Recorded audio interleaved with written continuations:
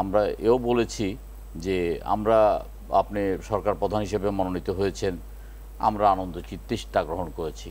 কিন্তু আপনার শপথ গ্রহণ অনুষ্ঠানে গিয়ে আমরা কিছু অনাকাঙ্ক্ষিত ব্যক্তিকে দেখেছি এবং আমাদের আনন্দটা সেদিন নিরানন্দতে পরিণত হয়েছে।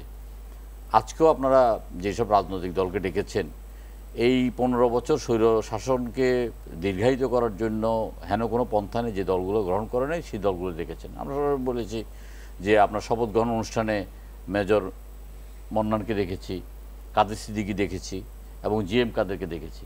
জিএম কাদের কী কারণে সেখানে গিয়েছে এবং আজকে জিএম কাদেরকে আপনারা কেন ডেকেছেন?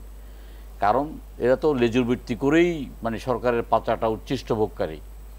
ইনু মেনন যদি জেলে যেতে পারে তাহলে জিএম কাদের কেন আপনার সাথে আলোচনা করবে? আমরা এই কথাগুলো বলেছি। তারপরে এর বাইরে বলেছি যে আপনার যেসব নাম পরিবর্তনের রাজনীতি, রাম যদি পরিবর্তন করতেই হয় তাহলে সেটা শহীদদের নামে যেন করা হয়। আমরা প্রস্তাব দিয়েছি যে পিজি হাসপাতালের নামটা আবু সাইদের নামে করা হোক, শহীদ আবু সাইদ আমাদের আন্দোলন সংগ্রামের প্রেরণার উৎস, তার মুগ্ধতা ছড়িয়ে সারা বাংলাদেশকে কাঁদিয়ে যে পরপারে চলে গেছেন, সেই উত্তরার নামটাকে আমরা বদলিয়ে মানে মুগ্ধনগর করতে বলেছি।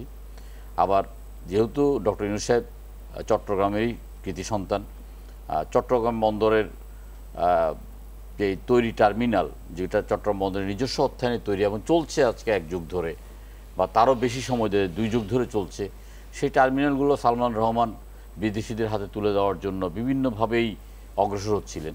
তা বন্ধ করে চট্টগ্রাম বন্দরকে যেন গতিশীল রাখা যায় এবং চট্টগ্রাম বন্দর যেন বাংলাদেশের হাতেই থাকে, বন্দর হাতে থাকে, এই কথাগুলো আমরা তাকে বলেছি।